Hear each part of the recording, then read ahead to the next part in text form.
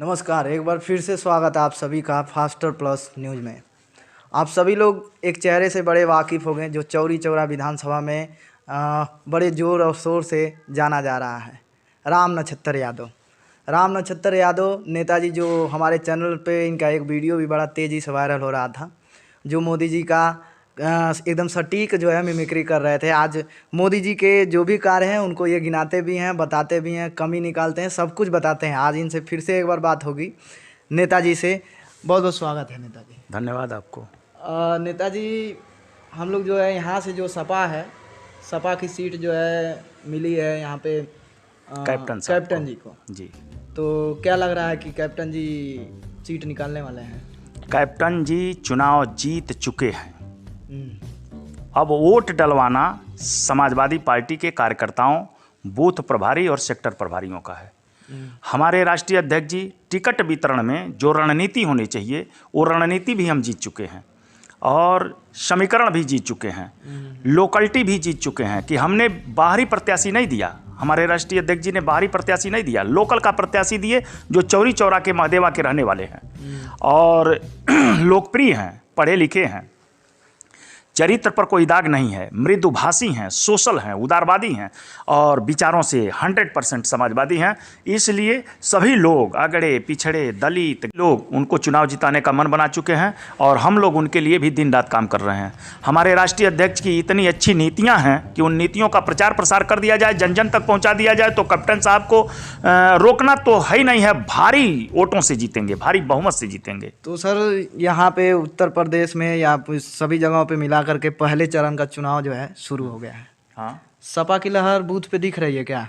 Samajwadi party की लहर ही नहीं, सुनामी चल रही है और जिस सुनामी और आंधी में, तूफान में भारतीय जनता पार्टी के सारे टेंट और पांडाल उड़ उड़ के आकाश पकड़ रहे हैं, जिससे घबराए हुए मोदी अपना रास्ता बदल देते हैं और पांडालों में उपस्थित नहीं होते, वो बैक हो जाते हैं और फिर दिल्ली रवाना हो जाते हैं।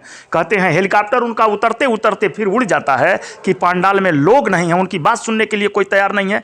आज सारे देश के साथ साथ सारी दुनिया जान गई है कि मोदी जी के बातों का कोई आधार नहीं है, वो कुछ भी बोल सकते हैं, उन्हें कुछ करना नहीं है। भाजपा वाले कह रहे हैं कि राम नक्षत्र यादव जी इस तरह से बात करते हैं वो हमारे दुश्मन हैं। ऐसा क्यों कह रहे हैं लोग? भाजपा के लोग पहचाने, मैं उनका दुश्मन नहीं हूं, उनको रास्ता दिखा रहा हूं। जब हिंदुस्तान के संसद में डॉक्टर राम मनोहर लोहिया और पंडित जवाहरलाल नेहरू एक साथ बैठते थे तो लोगों ने कहा था कि नेहरू जी से कि सर आप लोहिया को महत्व देते हैं, तो उन्होंने कहा कि लोहिया विपक्ष है और दुनिया के जिस देश का विपक्ष कमजोर होगा उस देश की सरकार दिशाहीन हो जाएगी। भाजपा के लोगों के अंदर तानाशाही है, वो विपक्ष को बर्दाश्त नहीं कर पा रहे हैं। हम सही रास्ता उनको दिखा रहे हैं कि झूठ बोलने से, जुमलाबाजी करने से काम नहीं चलने वाला है। आपके गलत नीतियों के कारण देश की जीडीपी ध्वस्त हो गई, देश के अंदर बेरोजगारी हो गई, लाखों उद्योगों में नोटबंदी के एक महीने के अंदर 30 दिन के अंदर 3,65,000 उद्योगों में भारत के ताले लग गए थे, जिसमें काम करने वाले लेबरों की छटनी हो गई। 45 करोड़ असंगठित क्षेत्रों में काम करने वाले लेबर छट करके घर चले आए, जिसमें से 27 करोड़ लेबर बेकार होकर के आज घरों में जाकर के ताश खेल रहे हैं, घूम रहे हैं, इधर उधर गलियों में बैठे हुए हैं। देश की जीडीपी ध्वस्त होकर के रसातल में चली गई। यह मोदी की गलत नीतियों का परिणाम है। इसलिए मैं उनको रास्ता दिखा रहा हूं और आने वाली पीढ़ियों के लिए और इस देश के युवाओं के लिए रोजगार के अवसर प्रदान करें और देश की तरक्की के राहों पर आगे चलने के लिए वो काम करें। हम उनको राह दिखा रहे हैं, हम उनको बता रहे हैं और उनको हमें अपना दुश्मन नहीं मानना चाहिए। बल्कि एक कहावत है ना, लोग कहते हैं कि निंदक नियरे राखिए, तो भाजपा के लोगों को अपनी कुनीतियों को, कुरीतियों को, झूठ को, फरेब को, जुमलेबाजी को, महंगाई को, बेरोजगारी को महसूस करना चाहिए कि उनके कारण देश की जनता क्या क्या भुगत रही है।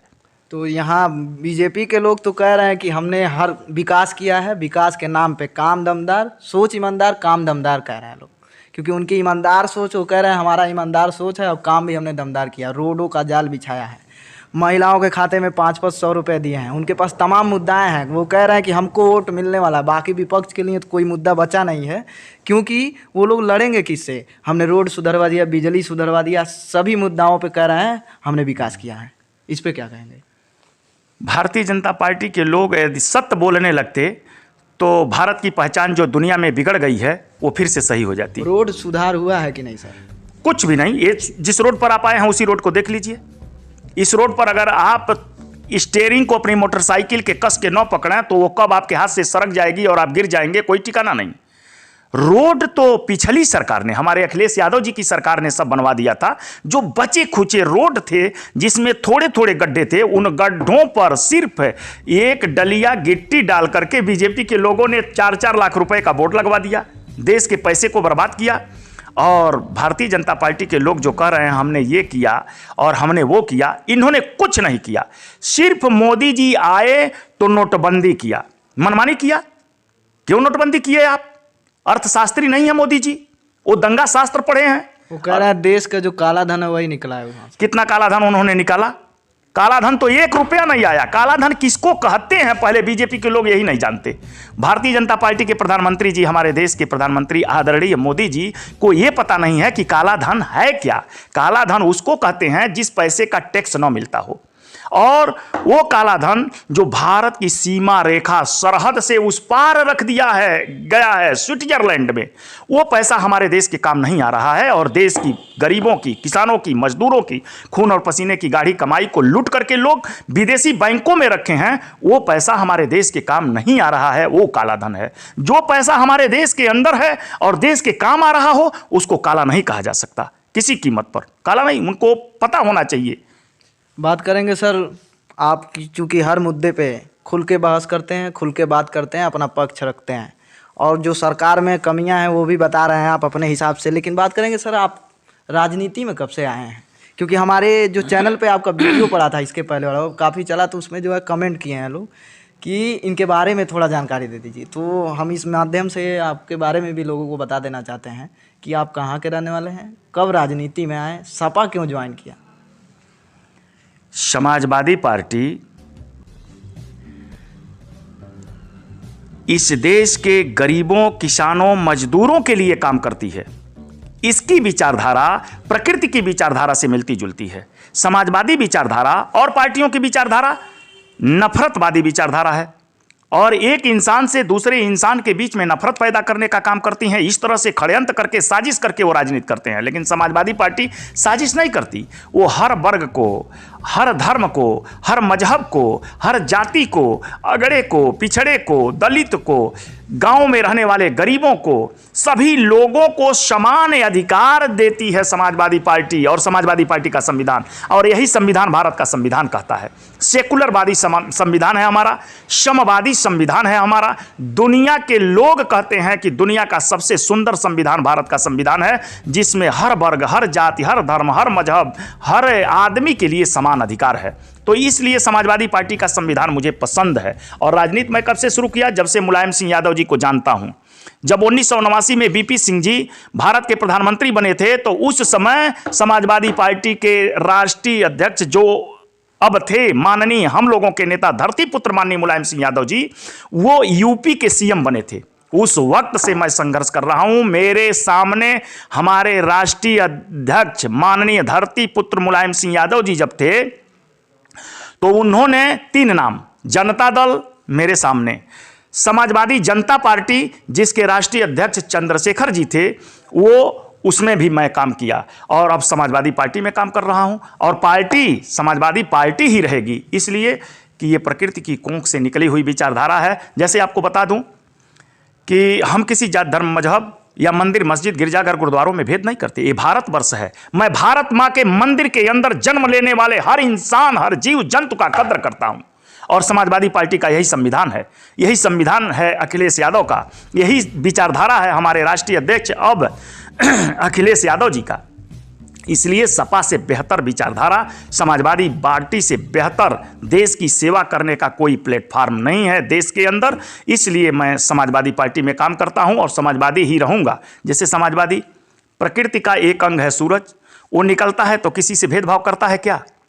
वो गरीब की झोपड़ी और अमीरों के बड़े बड़े गगनचुंबी इमारतों पर बराबर प्रकाश बिखेरता है। वो ये नहीं देखता है कि इसमें देश का सबसे गरीब इंसान रहता है जो फुटपाथों पर सोता है, उसको नहीं, और राजा को ज़्यादा प्रकाश देंगे? ऐसा नहीं है। धरती सबको अन्न और जल देती है, किसी से नफरत नहीं करती। हवाएं सबके घर से बराबर गुजरती हैं। ये सब प्रकृति हैं और प्रकृति समवादी है और हमारे पार्टी की विचारधारा और संविधान भी समवादी है। इसलिए इस दल को और इतना बढ़िया नेता जो हिंदुस्तान का जननायक, जिसकी सराहना सारी दुनिया कर रही है, अखिलेश यादव भारत की जरूरत है। आज हिंदुस्तान के अंदर भारत माँ इंतजार कर रही हैं। अखिलेश यादव ही हिंदुस्तान की एकता और अखंडता को मजबूत कर सकते हैं, भारत की मिली जुली संस्कृति को मजबूत कर सकते हैं, भारत की संस्कृति और सभ्यता को बचा सकते हैं। उस नेता का नाम है अखिलेश यादव जी और मैं उनके साथ काम करता हूं, करता रहूंगा। मेरी एक एक सांस उनके नाम पर आती और जाती हैं, आती जाती रहेंगी। बात करेंगे सर परिवारवाद। विपक्ष के लोग सबसे बड़ा मुद्दा तो यही बताने लगे हैं कि परिवारवाद, इनका चाचा ये है, इनका भतीजा ये है, इनके मामा ये हैं, ये सब जुड़ा करके जो है सपा को जो है वो टारगेट करते हैं। लोग कहते हैं कि ये जब सरकार आती है, सपा आती है तो परिवारवाद होता है। माननीय योगी जी ने कहा है कई बार कि ये परिवारवाद है, परिवारवाद की पार्टी है। क्या कहेंगे इसमें? हंसी आ रही है माननीय योगी जी पर कि मंदिर के अंदर वो हैं, उनका भी कहीं ना कहीं परिवार है। माननीय योगी जी का जन्म न आकाश से बरसात में हुआ है कि वो आकाश से जन्म लेकर के ज़मीन पर गिर गए, न तो ज़मीन फोड़ करके वो निकले हैं। वो किसी न किसी माता के पेट से ही पैदा हुए हैं और उनका कोई न कोई पिता होगा, कहीं न कहीं उनका परिवार है। ये अलग बात है कि वो सन्यासी के भेष में गोरखनाथ मंदिर में मठ में रहते हैं। और जहाँ तक परिवार बसाने की बात है, मैं कहता हूँ कि वो बेरोजगारी दूर करें। बेरोजगारी दूर कैसे होगी? तो चलिए अब हम उन्हीं से सीख लेते हैं। मोदी जी से पहले सीखिए कि परिवार हो भी तो उसे अपने से 25 कोस दूर रखो। यशोदाबेन को इतना दूर कर दो, इतना दूर कर दो कि वो रोती रहें, तड़पती रहें, बिलखती रहें, सांसत उठाती रहें, भूखों मरती रहें, परंतु नरेंद्र मोदी जी अपने परिवार के बारे में नहीं सोचते। वो 3 तलाक पर दुनिया भर का चिल्लाहट मचाते हैं। जरा जा करके यशोदाबेन के आंसू पोंछ करके उनको गले लगा लेते तो मैं समझता कि जो वो बोल रहे हैं वो सत्य है। अपनी बीवी को छोड़ दिए हैं, वो वनवास काट रही है और वो देश के सिंहासन पर बैठ करके 3 तलाक पर चिल्ला रहे हैं। ये शोभा नहीं देता। पहले वो परिवार बसाएं और तब देश चलाएंगे तो देश अच्छा चल जाएगा। जब यशोदाबेन के पास वो रहते ना, तो यशोदाबेन उनको झोला थमाती, कहती मार्केट करके आइए। और जब मोदी जी जाते मार्केट करने, चौरी चौरा की मार्केट करने चले जाते, कुसमी बाजार की मार्केट करने चले जाते, गोलघर में, गोरखपुर में गोलघर में मार्केट करने चले जाते जब झोला लेकर के, तब उनको उनके द्वारा पैदा की गई महंगाई का एहसास हो जाता। इसलिए मोदी को अनुभव तब होगा जब वो यशोदाबेन के साथ रहेंगे। पहले जाएं वो 10 साल यशोदाबेन के साथ रह के अपना परिवार बसा के आवें, तब दूसरे पर परिवारवाद का आरोप लगाएं। ये लोग परिवार रखेंगे ही नहीं और दूसरे पर परिवार का बात का आरोप लगाएंगे। या तो इनसे सीख लीजिए। बेरोजगारी दूर करने का सबसे बड़ा तरीका यही है कि अपने परिवार को छोड़ दो, न बच्चे होंगे न बेरोजगारी बढ़ेगी। महाराज जी से सीखिए, न शादी करेंगे, अपनी शादी नहीं करेंगे, और न शादी करेंगे न बच्चे होंगे, न बेरोजगारी बढ़ेगी। बेरोजगारी दूर करने का 2 तरीका इन दोनों नेताओं ने बताया है। अगर हो गई हो तो बीवी छोड़ दो, और अगर न हुई हो तो करो ही ना, बेरोजगारी दूर हो जाएगी। तो परिवार, जिनका जन्म हुआ है उनका कहीं न कहीं परिवार होगा। और वो जो कह रहे हैं परिवारवाद, समाजवादी पार्टी में परिवारवाद नहीं है, समाजवाद है। हम समवादी हैं, समतावादी हैं। सभी वर्ग के लोगों को टिकट देते हैं, सभी वर्ग के लोगों को लेकर के चलते हैं, हर जाति, हर धर्म, हर मजहब में विश्वास रखते हैं। इस पार्टी का नाम है समाजवादी पार्टी और इसके नेता हैं अखिलेश यादव जी। और उनके विचारों में सरलता झलकती है। जाते जाते सर, आप अपने विधानसभा क्षेत्र चौरी चौरा के क्षेत्र की जनता से क्या अपील करेंगे? क्योंकि चुनाव आने वाला है, वोटिंग जल्दी होने वाली है, तो वोट क्या देख के करें? और जल्दी से अपना जो है अपील बता दीजिए कि क्या देख के वोट करना चाहिए, क्या क्यों वोट करे जनता, सपा को या किसी भी प्रत्याशी को? देखिए, कोई प्रत्याशी यदि एक जीत जाता है तो वो देश नहीं चलाएगा, वो प्रदेश नहीं चलाएगा।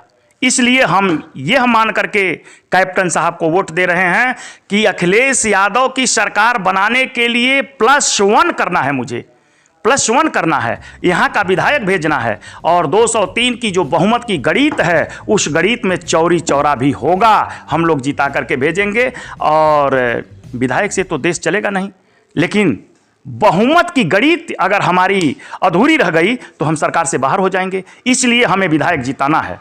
हम अखिलेश यादव की सरकार बनाने की लड़ाई लड़ रहे हैं, भारतीय जनता पार्टी को देश की सत्ता से हटाने की लड़ाई लड़ रहे हैं, और सरकार बनाने के लिए विधायक जिताना जरूरी है। इसलिए हम कैप्टन साहब के लिए काम कर रहे हैं, करते रहेंगे कि उत्तर प्रदेश के ईमानदार जननायक, गरीबों, किसानों, नौजवानों, बेरोजगारों के मसीहा अखिलेश यादव उत्तर प्रदेश के सीएम बने, और विकास की जो गाड़ी पटरी से उतरकर खंडहर में गिर चुकी है उसको उठा करके पुनः पटरी पर लाएं और आगे बढ़ाएं, उत्तर प्रदेश को उत्तम प्रदेश बनाएं, आगे बढ़ाएं। बहुत बहुत धन्यवाद सर। ये रहे विधानसभा चौरी चौरा के राम नक्षत्र यादव जी। देखते रहें फास्टर प्लस न्यूज़, जुड़े रहें हमारे चैनल के साथ।